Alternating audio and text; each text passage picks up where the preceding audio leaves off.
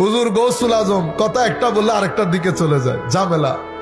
হায় হায়, হুজুর গৌসুল আজম বলতেছেন তাসাউফ এবং ইশক এটা কাপড়ে চুপড়ে আসে না, এটা কুজো হয়ে মানুষকে আল্লাহওয়ালা দেখানো এটা দিয়ে আসে না, হাতের মধ্যে তসবিহ মুড়িয়ে আসে না।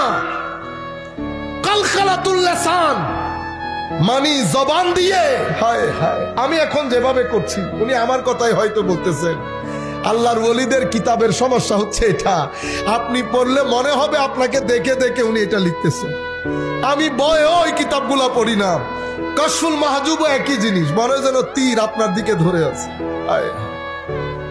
কলকালাতুল লিসান কি? কলকালাতুল লিসান ফি হিকায়াতিস সালেহিন অথবা বিহিকায়াতিস সালেহিন।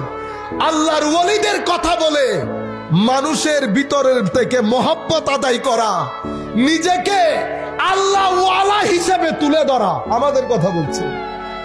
এই ধরনের আলেম, গাফেল আলেম থেকে বেঁচে থাকো, ঈমান বেঁচে যাবে, আকীদা বেঁচে যাবে। সুহবত যদি বেঁচে যায়, তোমার সিনার ভিতরে আল্লাহ যে নূর দিয়েছেন সেটা সালামত থাকবে।